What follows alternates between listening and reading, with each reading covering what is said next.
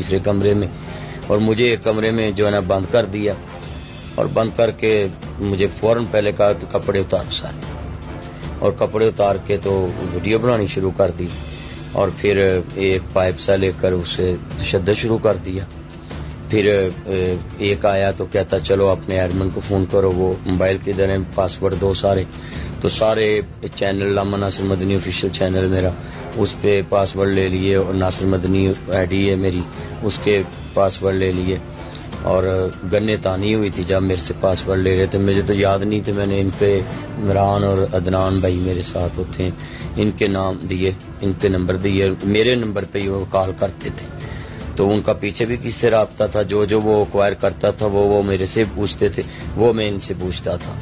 آپ کے سامنے فون آ رہے تھے ان کو، اور فون پہ انسٹرکشن لے رہے تھے؟ جی انسٹرکشن لے رہے تھے فون پہ، اور باقاعدہ جب کوڈ آتا تھا تو وہ کہتا تھا ابھی نہیں لگا، اب دوبارہ پھر لگواؤ،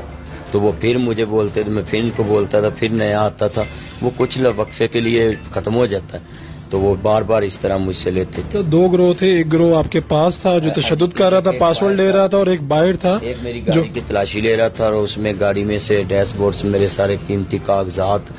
اور اے ٹی ایم وغیرہ وہ تو واپس کر دیا مجھے، A T M I D card بھی واپس کر دیا مجھے، تو باقی جو پیسے تھے میرے پاس تو وہ بھی سارے لے گئے، اور دوسرا جو کہنے لگے کہ آپ کی ہم نے ویڈیو بنا لی، سارے میرے کپڑے اتروا کے ویڈیو بنا کے ایک سفید کارڈ پہ سائن کرائے، وہ تحریر نہیں مجھے پڑھنے دی،